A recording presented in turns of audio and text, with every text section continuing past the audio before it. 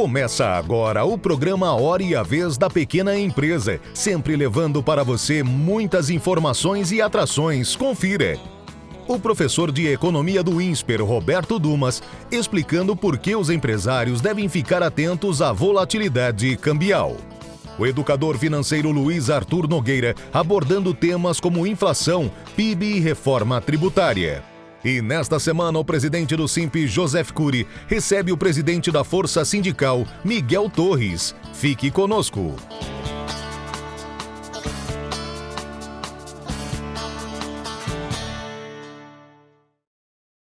Oi pessoal, amigos do Simp, semana turbulenta, saiu agora a notícia sobre a nova variante Delta que veio da Índia, prejudicando as nossas projeções de crescimento econômico, tanto no Brasil quanto no mundo, mas vamos ver até que ponto isso vai. Havia algum certo esperança em relação que a recuperação econômica global seria cada vez mais pujante, mas essa semana parece que os mercados entenderam que não vai ser tanto assim. Eu também acho que, na minha opinião, existe um certo exagero, porque não está provado ainda que essa variante não consiga ser debilitada, de certa forma, por um grau maior de vacinação. No Brasil, nós já vacinamos praticamente 17% da população, totalmente vacinada. Esperamos que até dezembro estejam vacinados 70% da população, as duas doses ou totalmente imunizado se for da Janssen, e isso ajuda justamente o setor de serviços, que era o que estava um pouco atrás. Por quê? Porque o setor de vendas no varejo estava indo muito bem, obrigado.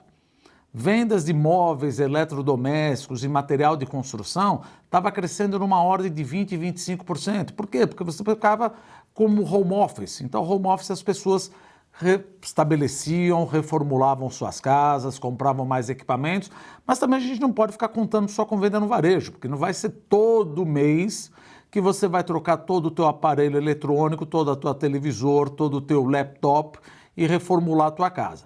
Então nós precisamos que essa vacinação seja mais acelerada ainda para que o mercado, o setor de serviços se restabeleça. Por que o setor de serviços se restabeleça? Porque ele é o que mais emprega a gente. Então ainda nós contamos com um desemprego alto de 18 milhões de pessoas, 17,8 milhões de pessoas, e basicamente isso se deve ainda à não vacinação completa. O setor de serviços já está recuperando. Em alguns segmentos, como transporte, telecomunicações, o setor de serviços já voltou pré-pandemia, mas a parte de serviços de assistência à família, que nós falamos assistência à família, que é o turismo, ainda está aquém da pandemia. E obviamente que turismo, isso daí só com uma vacinação. E agora tem um outro ponto, por exemplo, essa semana, dada a variante, voltando novamente em relação à variante, o nosso câmbio depreciou.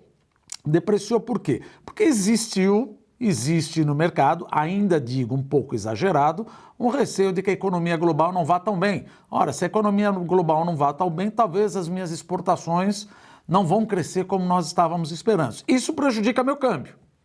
Ponto 1. Ponto 2. Se a variante Delta eventualmente não surtir os efeitos maléficos que nós estamos esperando, é bem provável que o Banco Central norte-americano, agora na reunião em Jackson Hole, nos Estados Unidos, em agosto, vai anunciar que vai começar a parar de comprar títulos públicos. Se eles pararem de comprar um pouco de título público, ou seja, eles compram 120 bilhões de dólares todo mês, provavelmente eles vão parar de comprar 40, 60, vai diminuir aos poucos, dado que nós esperamos que em 2023 os Estados Unidos, o Federal Reserve, o Banco Central dos Estados Unidos, suba a taxa de juros. Então, olha que interessante. Apesar de a economia global não estar indo de vento em popa, que é o que suscitou todo esse, entre aspas, pânico dessa semana, o câmbio depreciou. Se por um lado o câmbio depreciou porque a economia pode não ir muito bem, por outro lado, se a economia for muito bem, obrigado, principalmente nos Estados Unidos, os Estados Unidos vão subir juros, parar de emitir moeda e leva uma depreciação cambial também. Então aqui, como um convidado de longa data aqui do SIMP, eu acho extremamente relevante que as empresas fiquem muito atentas com a volatilidade do câmbio. E se possível não, é absolutamente meritório que todas as empresas façam proteção cambial, porque no ano que vem ainda teremos eleições com uma alta octanagem e isso pode trazer cada vez mais volatilidade para o câmbio. Então, só recapitulando, vocês estão vendo que a economia vai bem, Estados Unidos sobe juro, prejudica meu câmbio. A economia vai mal por causa da variante Delta, a economia vai mal, provavelmente eu exporto menos, isso prejudica meu câmbio. Junta tudo isso com um ano que vem aí desafiador, uma eleição com alta octanagem populista, eu acho, nossa recomendação é que as empresas fiquem protegidas. Já existe vários cenários desafiadores, não precisamos do câmbio justamente para prejudicar os nossos resultados.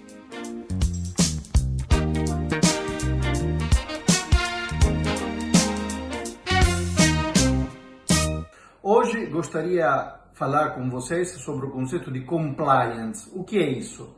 Vocês poderiam se perguntar, eu preciso de compliance para uma empresa pequena ou média? Sim, compliance significa disciplinar através de política, processo, procedimento e templates, formulários, tudo que eu faço dentro da minha empresa. Normalmente, quando eu coloco disciplina, por exemplo, no RH, na entrada de pessoas, na comunicação da política dessas pessoas, política de férias, política de maternidade ou de paternidade, se vocês eventualmente têm no TI, quem é que mexe no TI, a responsabilidade de quem é que eventualmente recebe material da empresa, quem é que pode fazer uso do TI da empresa, políticas eventualmente que diz respeito à controladoria. Você disciplina a tua empresa. Para obter resultados, precisa ter disciplina.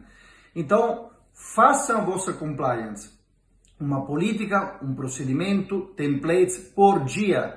O ano é feito de 365 dias. Vocês conseguem, em menos de um ano, cobrir tudo o que é necessário para disciplinar a vossa atividade, para evitar, eventualmente, desvio de comportamento e para correr atrás de resultados. Até a próxima e obrigado.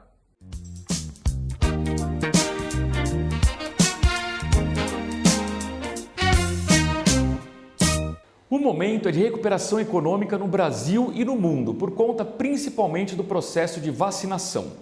Quanto mais acelerado for esse processo, mais rapidamente nós reabrimos a economia e, consequentemente, geramos crescimento econômico. Destaque também para o setor de serviços, que depende do contato entre pessoas, e daí a importância do processo de vacinação. Para o pequeno empresário, o desafio no Brasil, infelizmente, ainda é muito grande, por conta principalmente da falta de crédito, que, quando existe, é muito caro no sistema bancário. Vale destacar que esse momento está com inflação elevada, o que tem levado o Banco Central a subir a taxa básica de juros, o que vai encarecer ainda mais o crédito para o pequeno empresário. Queria destacar também o desafio gerado pela crise hídrica. Por conta da falta de chuvas, as usinas hidrelétricas não estão gerando a energia em quantidade suficiente para o país. Consequentemente, o governo teve de acionar as usinas térmicas, que são mais caras e mais poluentes. São usinas movidas a diesel, gás e carvão. Consequentemente, esse custo maior da energia recai sobre as empresas e os consumidores. Por fim, queria destacar também um tema importante para nós acompanharmos nos próximos meses. Trata-se da reforma tributária. O Brasil precisa urgentemente de uma reforma que simplifique o sistema maluco de impostos que nós temos no país. Mas atenção, o resultado final desta reforma não pode ser uma elevação de carga tributária. O setor privado não aguenta mais pagar tantos impostos. Na verdade, o que nós precisamos aqui no Brasil é de um enxugamento da máquina pública que pode vir através da reforma administrativa. As duas reformas, a tributária e a administrativa, precisam ser votadas ainda este ano, porque no ano que vem, um ano eleitoral, não podemos esperar nada do Congresso Nacional.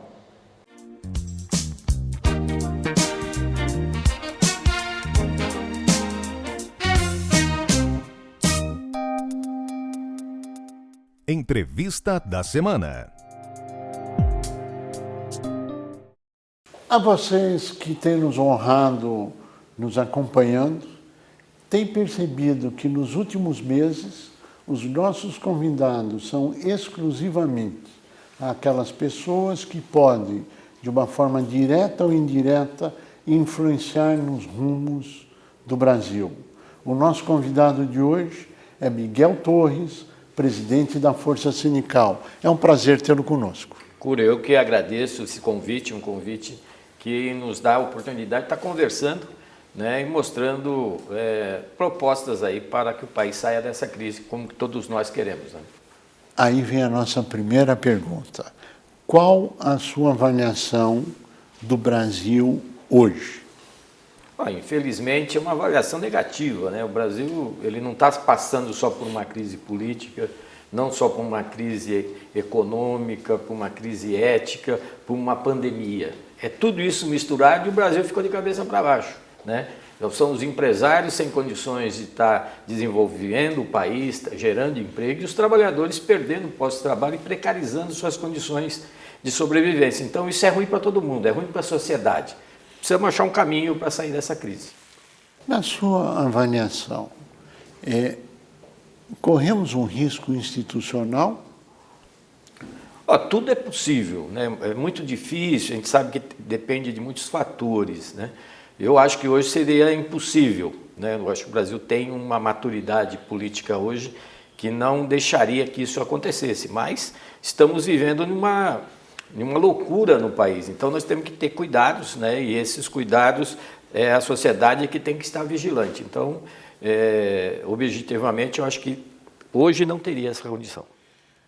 Como você sabe, nós temos uma pesquisa mensal que é feita pela Datafolha e ela mostra que o nível de emprego, infelizmente, se mantém estagnado e ainda com algumas perdas de postos de trabalho, a elevação de custos, ou seja, de preços extremamente fortes, ou seja, perda de poder aquisitivo para os trabalhadores e a sociedade de uma forma em geral.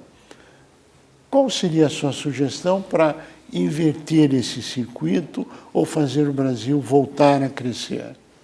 Olha, nós temos que fortalecer a nossa economia, né? A economia interna de um país é que faz girar a roda da economia. Você, empresário, sabe disso, nós trabalhadores sabemos disso. O trabalhador, quando tem R$1 sobrando, ele compra, ele faz a economia girar, né? Então, nós temos que fortalecer cada vez mais o mercado interno, fazendo a roda da economia girar. E gira somente com salário, uma massa salarial compatível, para que possamos avançar nisso. Trabalhador comprando, o comércio está vendendo, o comércio vendendo compra da indústria, a indústria compra do seu fornecedor. Então, essa é como paga os impostos e aí é um círculo que com certeza é virtuoso e é isso que nós defendemos. O governo tem falado numa reforma tributária e o que nós temos assistido, infelizmente, é elevação de impostos na mais pura acepção da palavra. Qual a sua avaliação? É aumento de carga tributária? É o caminho ou o caminho ao inverso na avaliação da Força Sindical? Olha, a reforma tributária, tem que haver uma reforma tributária, mas ela tem que ser discutida amplamente com a sociedade. A toque de caixa é isso aí que está acontecendo.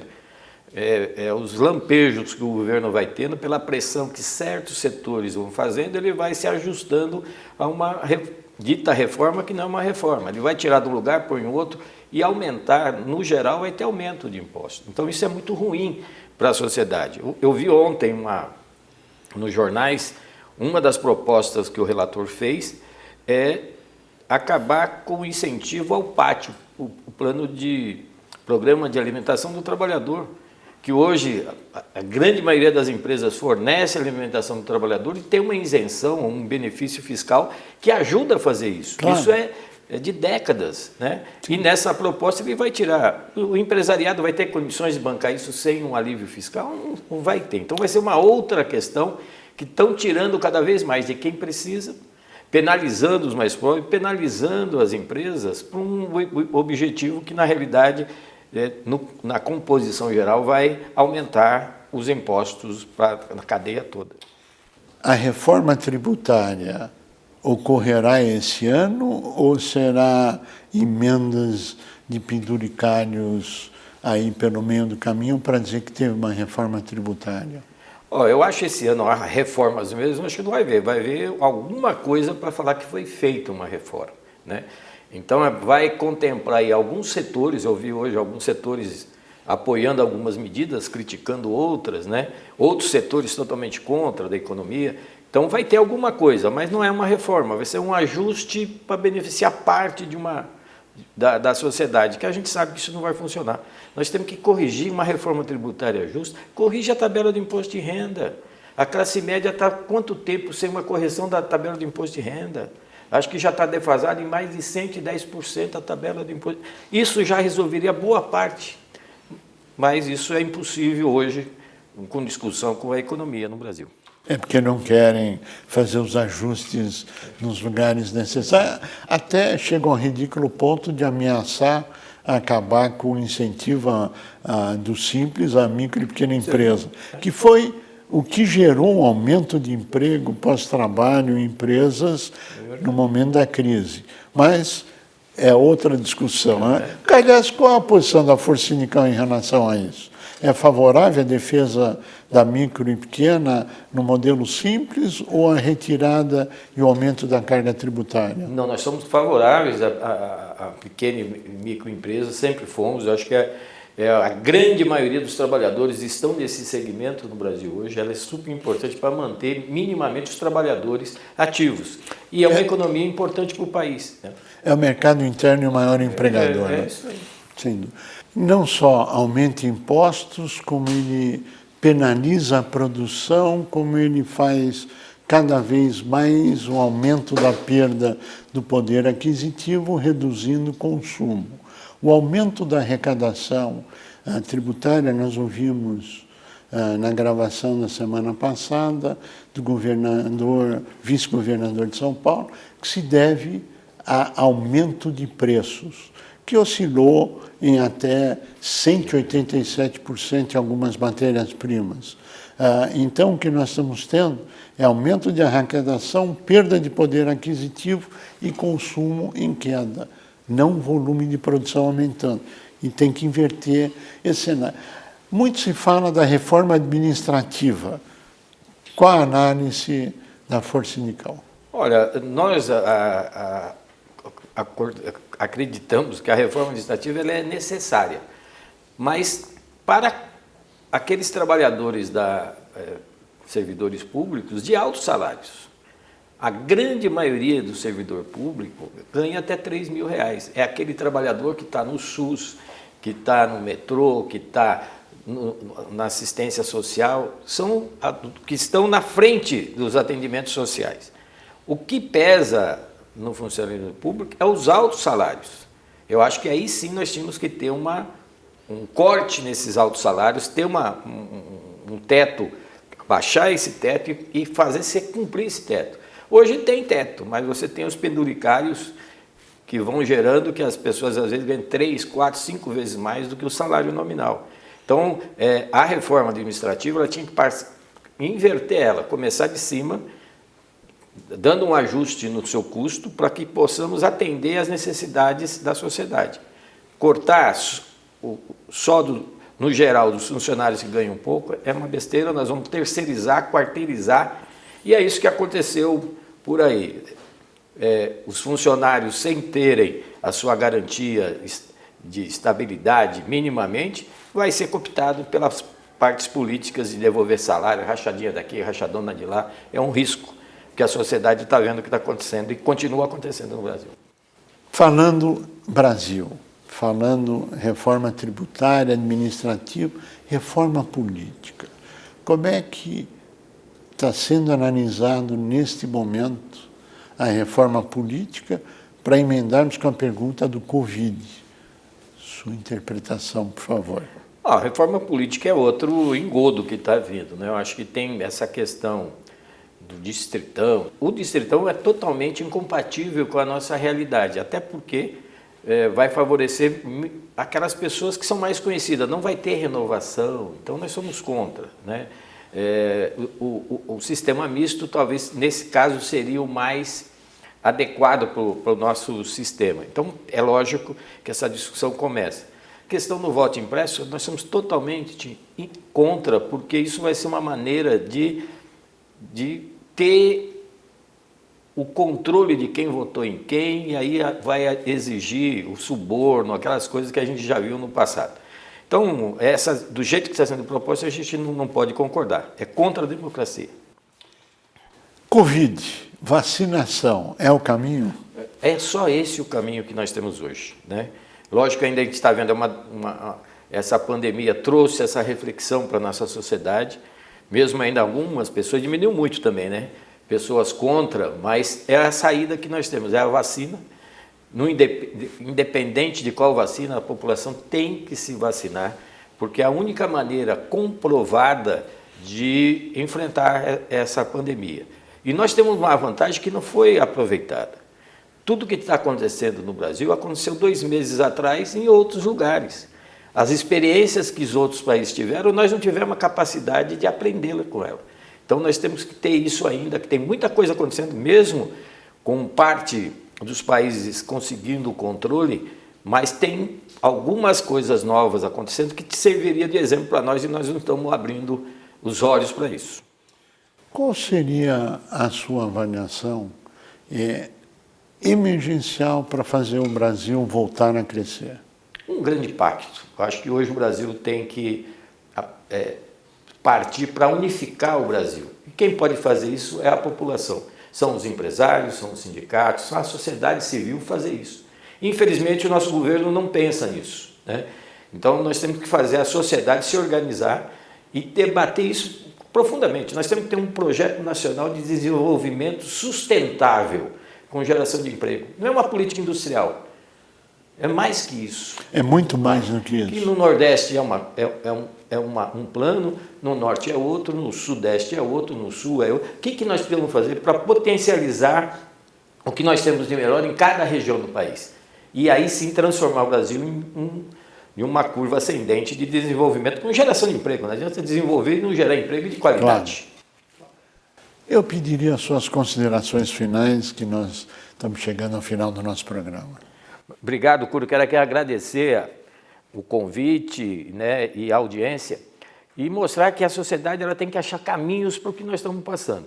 O movimento sindical está maduro, as centrais sindicais têm hoje a unidade de ações para enfrentar esse movimento, essa crise que veio com a pandemia principalmente. Estamos unidos, passando por cima de muitas divergências para que a gente ache um caminho. Temos feito isso junto com o Congresso Nacional, levando as propostas não só para preservar nossas indústrias, nossas empresas, nossa economia, mas também garantir empregos de qualidade para toda a nossa população. Precisamos do apoio da sociedade para que a gente saia dessa crise forte e voltarmos a crescer, porque vamos voltar a crescer de braços dados com os empresários, com os sindicatos, com a sociedade em geral. O sindicato faz parte da solução, não do problema. Miguel Torres, nós queremos agradecer muito a sua participação, desejar pleno êxito nessa jornada e, sem dúvida, os empresários, os trabalhadores têm muito mais convergências do que eventuais divergências. E todos querem o crescimento, a melhoria do país e um país melhor para a nossa geração e, em especial, para as futuras gerações. A você que esteve conosco, nosso mais profundo agradecimento, com a certeza que estaremos juntos na semana que vem. Até lá! Com o avanço da tecnologia digital, as informações estão na palma da mão. Vídeos, e-books, tutoriais, podcasts. Mas de que serve tanta informação se nós não temos tempo para filtrar o que realmente é de qualidade? Os cursos à distância da Capta têm curadoria e são focados no desenvolvimento pessoal e profissional. No que você é bom, para a Capta te deixar ainda melhor. Modernize o seu conhecimento e aplique no seu dia a dia. Vem aprender com a gente, Capta, o portal do conhecimento.